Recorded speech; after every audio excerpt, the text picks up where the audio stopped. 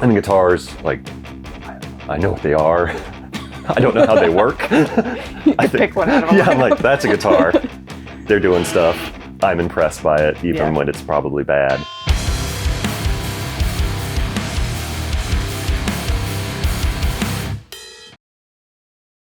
Welcome to the Random Pull. My name's Emily. This is Ben.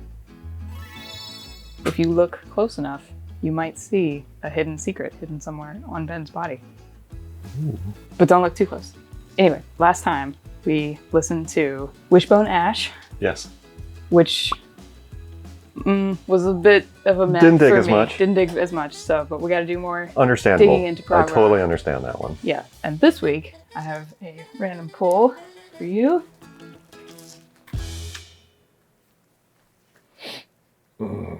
I'm not really sure what it says. So. Me either. Okay. Sedimentum, the album Suppuration. I'll let you try that second word.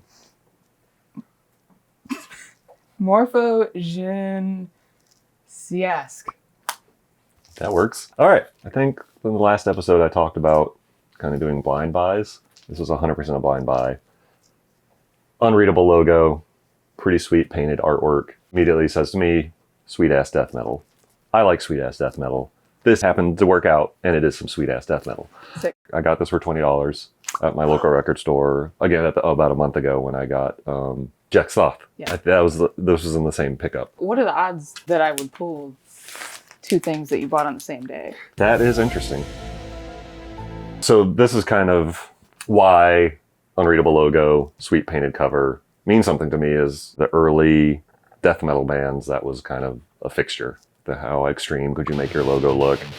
And then there was a bunch of different artists, but like Dan Seagrave, there was all these kind of guys that did a lot of the covers. Mm-hmm. And they always had this kind of painted, otherworldly quality to them. That to me is like immediate like earmark, like, oh, hey, you might dig this. All that to say, this is some sick ass death metal. And I think this is the first death metal we've listened to. Yeah. We haven't pulled any yet. Even within death metal, there's, again, subgenres and different approaches to it. Even someone who doesn't listen to death metal could tell a difference. Like, it still has kind of the aggressive vocals, typically scream, growl, however people describe them. Really intense, fast rhythms, although not all the time. Double bass drumming, both beat going. Really deep, low-tuned guitars, like kind of an ominous feel, which is why it's called death metal. Makes you feel like death. Yeah. So I would put them in the category of a band that's like trying or successfully kind of capturing that kind of the old school death metal vibe. Okay. That sounds like a compliment from you. Yes, it is a compliment. I would call it like fun death metal. Fun death metal. That will be my I mean, there's definitely death metal where they're pushing the bounds of like almost unlistenable. I would say this is very listenable. Okay. And yeah, I'll just throw it on. Yeah, it does actually.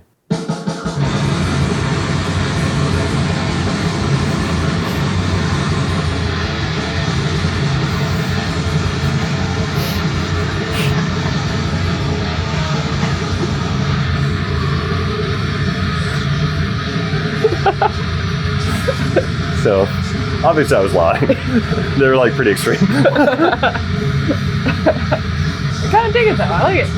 So this is what the part where I was saying fun, where like they definitely have like the blast, noise, a wall of noise kind of thing, but then there's elements in there that they throw in where it's like more of a groove. You could like, oh, there's the beat. Yeah. Kind of thing. It actually woke up for you. It's weird because she's used to this. I would say for me, death metal is like, no matter what mood I'm in, I could just put it on. I like death metal. I know Ben. Try not to read along. Do it. This definitely has like the production of old school death metal and sounds like it's recorded in a cave or a garage. But in a good way. Yeah. Early on, it was necessity. It was like no major labels were signing death metal bands. Like it just had been created. But there's definitely been, over the past decade, like a big resurgence in like trying to recapture that sound. Or who's the recognized creator of death metal? That's touchy. Is that okay? Yeah. The answer is different and people feel very strongly about it. A couple of names like the band Death. Okay. There's so death is death metal, but doom is not doom metal. Yes. Well, the doom I know and love is not doom metal. Not doom. But yeah, death is definitely like factored in terms of like creating death metal. There's a band called Possessed who did an album called Seven Churches that has a song, I believe, called Death Metal. That's kind of where the name came from, obviously. But yeah, I would say for someone who isn't familiar with death metal or doesn't actively listen to it, Yeah. this is not what I would call a starting band. Okay. Like there are bands that are definitely more on the accessible side. Bands that have like more of a groove focus, not less of like the let's go a million miles a second. But yeah, there's definitely a way better entry points into the genre, I think. This would appeal more to people who already like death metal. I don't think this would make anyone like death metal. I'm intrigued by it though. Yeah, I I think mean, I'll save my full judgment for the official part at the end. But Yeah, like, for sure. I would be interested to listen to more of this. Cool. Yeah, I definitely think for me it was one of the first like genres of music I was like, all right, this is like my thing. What was the first death metal album you had? Well, like how death metal came to be, it was kind of a progression of people pushing the extremity of it. Like you had heavy metal, then kind of out of that grew thrash metal, which is kind of more sped up, aggressive version of it. And then death metal kind of came out of thrash metal. They're like, how much further can we push it? And like the low vocals started to come in, the speeds started picking up, like just like the brutality of it all, I guess, got ramped up. And so my kind of musical journey into heavier stuff kind of followed that. I was like, Makes sense. I knew like Black Sabbath, and then I heard Metallica, and I was like, Slayer, and I was like, okay, that's getting a little bit heavier. And then, so anyway, so you're intrigued by it. Intrigued, yeah. Not sure. I just don't really know. Like, I don't really know See, I'm trying to think. how. I wouldn't, because if I was trying to convince you Yeah. that this is worth pursuing. So I have like an early death metal band. They're called Obituary. They're definitely on the slower end. You can tell like, oh, this is the verse. Now it's the chorus. Here's the verse. Kind of the chaos makes more sense. How much is the chaos supposed to make sense? I don't really see it as being chaos so much. I listen to death metal very like intently. It's not really background music to me. I'm like trying to pick out all the different elements to see how that makes sense. Well, see, that's good because I can't really listen to music in the background. Like I can't really multitask in that sense. Like if music's playing in the background, I'm either listening to the music or I'm doing what I'm doing. So I don't generally have it on in the background just because I don't really hear it. Right, that's So interesting. if this for you is more, you're focused on it while you're listening to it. Right. I feel like I could listen to it more like that than having it just in the background. I think if it was just in the background, it would just fade away and Yeah. like sound. Yeah, I think part of the appeal to me is like listening intently enough that like you're picking out all the parts. Right. I was never good, but I used to play in a death metal band. And I specifically play drums. So when I listen to music most of the time, that's what I focus on is the drums. And the guitars, like, I know what they are. I don't know how they work. You can pick one out of a Yeah, I'm lineup. like, that's a guitar. They're doing stuff. I'm impressed by it, even Yeah. when it's probably bad. Guitar's doing that. Well, I'm going to say guitar, drums, and vocals because bass. Who gives a shit? But no, there are some bands where like a bass is like a thing, and I know like bass players, and they're like, no, like the low end, like it matters. You would tell if it wasn't there. I'm like, yeah, shut up. And obviously, I'm joking. There's some great bass players, and I enjoy the instrument. But yeah, like upon first listen, even sometimes I'm like, that's just a wall of noise, and that's the end of that sentence. I kind of just petered off towards the end there. That's all right. So Obituary is one of the really early, they're an originator band. Okay. They definitely stood out in terms of like they weren't going for speed like a lot of the other bands were, or like super technical. It was definitely more of, again, kind of a groove style. So yeah, I love Obituary. This is their second album, Cause of Death. More legible. Yeah, from Florida. And here they are, young. Kind of looks like Weird Al a little bit. Yeah. Especially when you're talking about old school death metal, American death metal anyway. Like there was definitely a Florida scene. That's where Death, Obituary, Malevolent Creation, like all these different bands were all kind of coming under Deicide. All seemed to be in that area. Interesting. And then there was a Midwest scene. And then the West Coast, that was where thrash kind of originated, the Bay Area. And you said it was thrash first, then. Yeah. And death metal kind of grew out of that. But we're going to listen to the song Chopped in Half, which is my favorite Obituary song. So again, I'm not entirely sure this will convert you, but it'll at least give you an idea of kind of the what I'm talking about.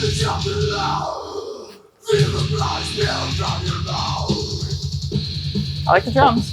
Yeah. Drums are good. Yeah. There's something about like the way he draws out words that I've always liked. Like chopped in. I don't know why you did that. It sounds cool to me. He's doing me where it's like a little bit groovier. Yeah. It's not just about like how fast can we go. I think I like how it kind of shifts pretty frequently. Yeah, they were like big into that. They definitely capture like a human element, because some of the bands are like so extreme and so fast. We're like, this might be a computer. I don't know. The top of his pants are buttons. They are. Maybe he just had like a big sub or something, and That's true. kind of let him feel it there.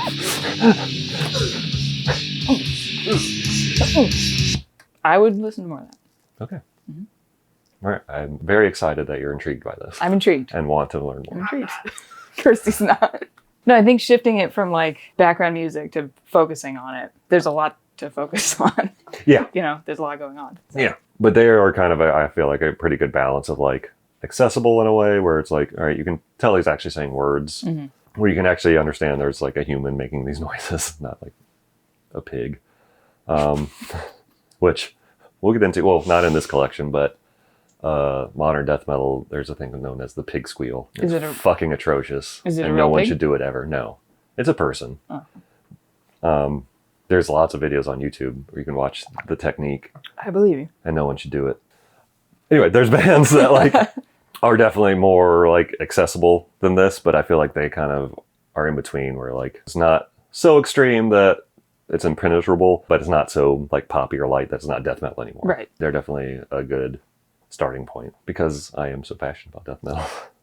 I feel like we'll be able to hone in, maybe get better ideas of like what specifically you're hearing that you like. Yeah. To get more suggestions, but I think there's going to be more Obituary. All right. And more death metal. Sorry, Kirsty. You can go fuck. All right, so you guys can actually go home in the next couple days. We'll wrap it there because I can keep going.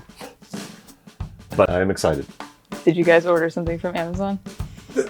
Oh my God. Yes, you did. She has an armful of boxes. There it is. So, Sedimentum. Was this good to you? This was kind of meh, Okay. but the album you pulled after I don't know what Obituary. it is. Yeah, the Obituary. That was good to me. That I could listen to more. And I would listen to more of this, but I think I need to listen to more of that first. Okay, that makes You know, sense to me. Yeah. Well, think but you it's- said that wasn't like the beginner album. So No, for sure. I'm definitely a beginner. Yeah, I think hearing kind of the broad spectrum of where it started is definitely a good starting place. Yeah. So I'm excited to hopefully tackle some more of these in the future. Yeah. I just gotta level up a couple times Yeah. before Yeah. I can jump right in. You need that HP up. Oh yeah. Cool. So that's it for this episode of The Random Pull. We'll catch you next time. Like and subscribe, except for bassists. You know what you did. Yeah. What was his hand movement about? Did I do that? I didn't even know I did that. I don't know, in my mind I've always referred to them as like redneck death metal. Maybe it's just a Florida thing, but it's more like the slower pace. That like other bands were going like as fast as they could, and they're like, we're comfortable like right here in like the middle somewhere, like there's a groove to it. Yeah. I don't know, there's something very southern to me about that. Very lawn chair. Do it.